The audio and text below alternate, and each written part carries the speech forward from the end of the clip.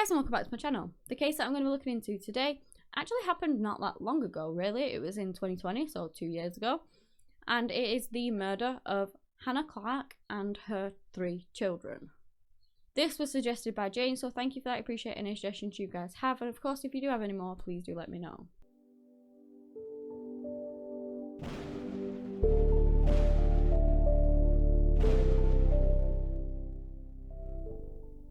Hannah Clarke was born on the 8th of September in 1988 to parents Sue and Lloyd Clarke in Campbell, Queensland. She was the eldest child and her younger brother was called Nathaniel. Hannah was a very lively, lovely, caring little girl growing up. She knew exactly what she wanted to be, and that was she wanted to be, number one, a mum, and she also wanted to be beautiful, which is so cute when you think about kids saying that to their parents, like, I want to be beautiful when I grow up. As she got older, she turned into, again, just a kind, loving person. She had a good business head on her shoulders, and she did become the mother that she always wanted to be. At the age of 19, well, the ages kind of vary. It's like 19 or 20, so somewhere around there. She met a man called Rowan Baxter. He was 30 to 31. He was 11 years older than her, so if she met him when she was 20, he was 31, but I've read 19 as well, so I don't know. Rowan was born in 1978 in New Zealand, and if you were to ask him, he had a bit of a violent, sort of not a very good childhood, and when it's looked into, he apparently was brought up to think of women as people to be ordered around and were only stay in the kitchen, and you know, the typical stereotype of like what a woman should be, even though it's not true. That's how he was brought up, and that they should only be used for like sexual relations and things like that. He also had a lot of anger issues. When he was in his early 20s, he met a woman, and with her they had a child together, his son called Isaiah. I believe he was actually married to her for a couple of years, and then they eventually split up but didn't get a divorce. Then he met Hannah in 2009. They began dating and things like that, but straight away he was lying to her because he never told her that he was married already. He was just a very manipulative man from the start, and it would only get worse. But like many abusive relationships, they don't start out like that. Like, if you literally get with somebody and they start beating you around and physically and mentally abusing you, you're not going to stay with them, are you? So they work on it and they make you want to be with them, love them, and then that is when, after you've been together a while, those tendencies start to seep out. And then sadly, sometimes at that point, the woman, you know, the men are full of false promises who say that they will change, things like that, and then the women often believe them even though the men never change. It's just domestic abuse, and being in that sort of situation is horrific, and it can go either way. You know, it can be the woman being abused or the man being abused. Anyway, the relationship went well for a while. They got married in October of 2012. Rowan was in control of everything. He controlled who came, what they were wearing, just literally everything really. Then they went on to have 3 children together.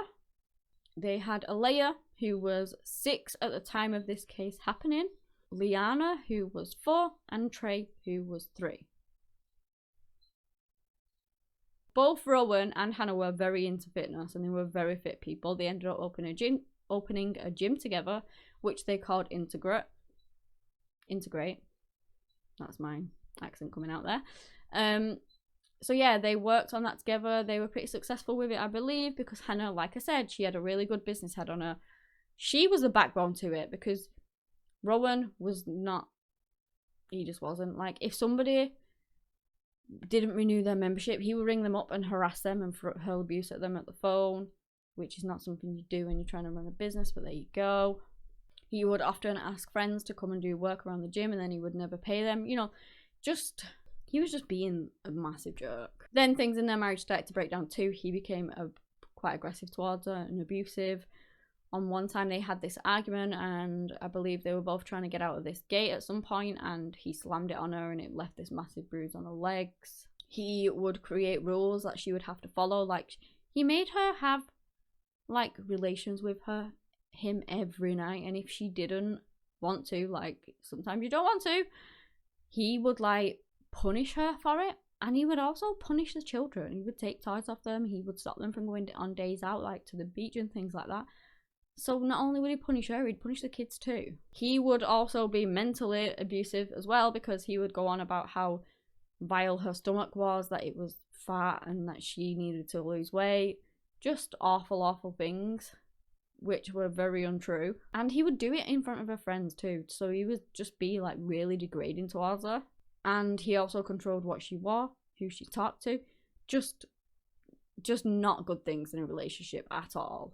That's bad enough, but it got worse because she obviously lived with him, she worked with him, so she didn't really get much time, and he controlled who she saw, things like that. So she didn't really get much time to herself to, I don't know, vent on anyone and explain her situation to anyone. So when she would take the kids to school and things like that, she would be on her own. She would call her friends up and she would vent to them and tell them what he was doing, how horrible he was, things like that. But then she got wind that Rowan knew some of the things that she'd had in these private conversations with her friends in the car, and she is wondering how on earth that he found out about them. Well, she gets in the car one day and she finds that the Bluetooth of the car is trying to connect to one of their work phones. Now, it had been hidden in the car and he was using it to spy on her. So whenever she had these phone conversations, it recorded them.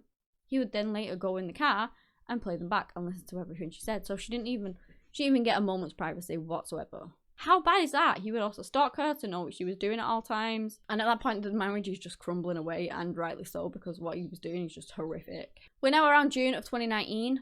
Hannah has threatened to leave him like numerous times, but I mean, when you're in that situation, a lot of women just cannot find the strength to do so. He says he'll change, she believes him, and then he never does. And she wanted to stay together for the kids, you know, he would bring them in, he would like say, well, for the good of the kids, and she was a good mom. She wanted to protect the kids. She didn't want to cause them any sadness or any heartbreak, and so she would stay with him. And a lot of the time, you know, they do believe him. They think that they are going to do what they say because they're manipulative, they're controlling, and they just think that, you know, they'll do what they say. But I don't think I've read one instance that has happened. More often than not, it does not. They don't change. They just stay the same and get worse, pretty much. By November, she had finally had enough. She decided that with the help of her friends, she was going to leave Rowan. And she did. She takes the kids and she goes and moves in with her parents. She wanted nothing more to do with him. And of course, with that relationship ending, she stopped going and running the business at the gym, because why would she? You know, she didn't want to be there. She didn't want to be with him. He was a horrible, controlling man who she was frightened of, and so she's not going to want to work with him. So the business crumbled and eventually closed because she was the person running it and the mind behind it, you know, so it just closed eventually. Then on Boxing Day in 2019, Hannah and Rowan are at the park with the kids. He's having his like scheduled visit to see the kids, right? They'd had this day at the park and Hannah begins packing up to head home. So she's packing all stuff up. He says that he'll help to get the kids in the car. He picks up Leanna and he starts legging it towards his car. He shoves her in the front seat, which, bearing in mind she shouldn't be in, she was too young. He bangs her head on the frame as he's trying to shove her in. And then he drives off. And Hannah obviously is trying to chase after him, screaming and shouting like, what are you doing? Where are you going? But he was too quick for her, he legged it, so off he goes. And she's left crying and distraught at basically her child being kidnapped, because he did not have custody of them and she didn't allow him to take her. And so Hannah tried to call him, text him frantically, and he didn't answer for 4 days, but eventually he finally did, and Leanna was returned back to Hannah. As a result of that, she had a police order put in place against him. And then by January of 2020, Hannah receives this horrible email of Rowan saying how their marriage disintegrating was all her fault, just blaming her for everything in their life and how it all fell apart. It was all down to her, which was not the case, obviously, but she started to get worried for her safety from that. And, you know, as a precaution, because she was so frightened about that, she actually saw a solicitor and got a will done. So that just goes to show how terrified she was of this man at this point, and for her own safety. She really thought that he might hurt her or even kill her.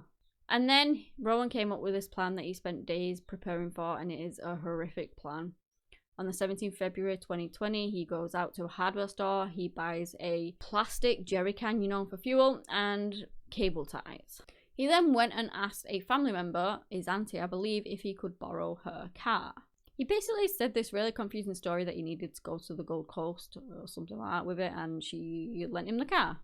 The next day, he took this jerry can to a fuel station and he filled it up. Then, on the morning of the 19th of February in 2020, he packed his aunt's car with the full can of fuel with a knife, and then he drove to a local cafe. He bought coffee, he sat inside and drank it for an hour, which the barista thought was very, very strange and did notice it, thinking it was odd himself. Then, eventually, he left and drove towards the Clarke's household, which obviously is where Hannah was living with the kids. He then began stalking Hannah's car, hiding himself. She didn't know he was there at all. And as she was getting the kids ready for school, she was, putting their stuff in the car, getting them all locked into the car seats.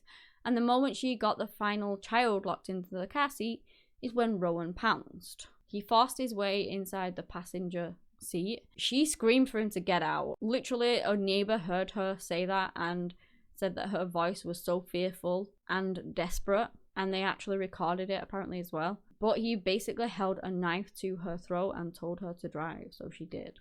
If she didn't, he was going to kill her.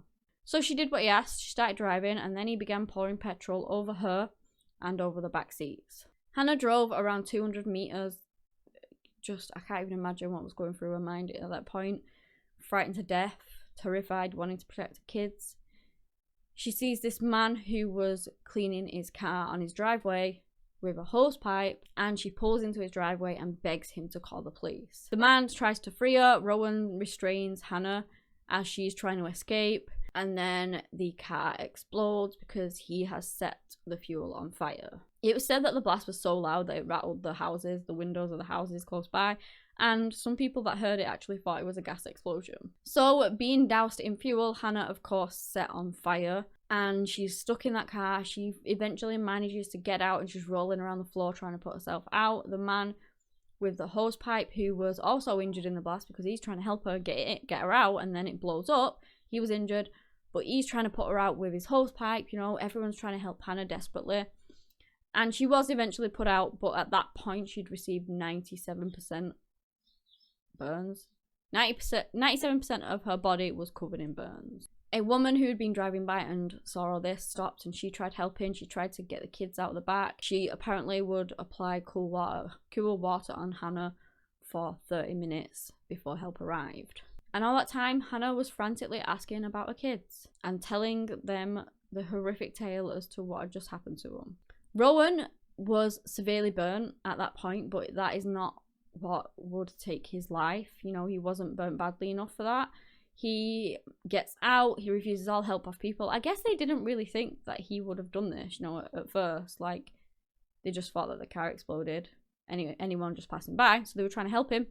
He refused all that. He goes to the aunt's car and he goes and retrieves the knife, and he comes back to the car and he starts threatening people, basically keeping them away. He doesn't want them to help Hannah. He tells them to leave. He tells people to leave her there to burn. He's warning them away from the children that, bearing in mind at this point, are still in the car that is burning. People around are trying to get around him, trying to put out the fire with fire extinguishers. They're just trying to do anything they can to help. But sadly, it was not enough, and the children did not survive. Rowan then took the knife to himself, and he ended his own life, which basically meant that he would never be tried for this horrific crime that he had just done, killing his entire family. And, that was that. He was gone. At this point, Hannah was still alive. And of course, she had realised that, all three of her children had gone. Before she was sedated, she literally said that she did not want to survive without her children. She knew that they were gone, and she did not want to still be here without them. And that is honestly just gut-wrenching. Like, after enduring that and being on fire for so long, and then just wanting your kids to get out safe, and then knowing that they hadn't, I just can't even comprehend that. What that family had to go through at the hands of this evil, horrible man. Then, sadly, at 8:40 p.m, with all of her family and friends around her, Hannah Clarke passed away due to her injuries. Of course, Rowan was also deceased. He had taken everyone with himself. So there was no trial or anything like that. They knew that he'd done it all, but they did open up an inquiry later down the line. It came to light from Isaiah, which was his son from his first partner, who was actually very close to Hannah and the kids, apparently. He said that when he was 10 years old, he remembers his dad threatening to kill him and his mother. So basically, this man was just an evil, horrific man who was just, I don't know, waiting to explode, I guess, to kill someone, because that's where it was always going to lead by the looks of it. And sadly, nobody really knew what he was capable of. In March, the Clarke family established the foundation Small Steps for Hannah, and it's just to try and prevent domestic abuse in Australia, things like this happening. And it's just something called coercive control, the signs of it. They're just trying to highlight everything, and of course it's in memory of Hannah and the children. This case is horrific. What happened to her, what happened to the family, the whole huge hole that was left behind them poor children. How can I don't understand how anyone could ever do that to the kids. I just can't. But yeah, that's the end of the case. If you guys have enjoyed this video, give me a big thumbs up, subscribe to the channel for similar content. Anyway, that's all I have today on the case of Hannah Clarke and her family. Thank you so much for watching, and until next time, bye.